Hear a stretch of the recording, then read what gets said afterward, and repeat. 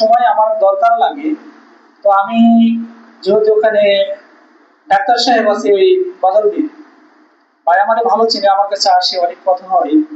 সবার কাছে আমার অনুরোধ থাকবে, ইসলামের ডাকে জামায়াতে ইসলামের জন্য যদি জীবন উৎসর্গ করতে হয়, আল্লাহ রাব্বুল আলামিনের জন্য যদি এই দিনকে উৎসাহ করতে হয়, এই দিনকে প্রতিষ্ঠিত করার জন্য আমার জীবন যদি দিতে হয়, সবার কাছে আজকে আমি ওয়াদা করলাম, আমি ইসলামের জন্য যে কোনো টাইমে মাঠে নামার জন্য প্রস্তুত আছি।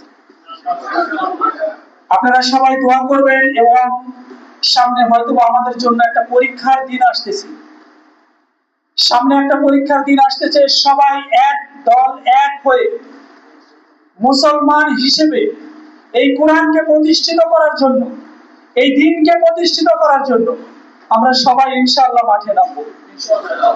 আমরা মাঠে নামবো এবং ঐক্যবদ্ধভাবে কাজ করব। বিগত দিনে যেগুলো ভুল আমাদের ছিল, এই ভুলকে সংশোধন করে সামনের দিকে ইনশাআল্লাহ অগ্রসর হব। আর সবার কাছে আমার মুখটা একটু দেখে রাখেন, কোনো কারণবশত সেখানে আমার শত্রু বেশি, যদি কোনো কারণবশত আল্লাহ আমার ইসলামের জন্য কবুল করে ডেকে নেয়, কিংবা কোনো দুষ্কৃতিকারীর হাতেও যদি আমার মৃত্যু হয়, সবাই আমার জন্য দোয়া করবেন, আমি যাতে একটা শহীদি কাতার পাই। আসসালামু আলাইকুম ওয়া রাহমাতুল্লাহ।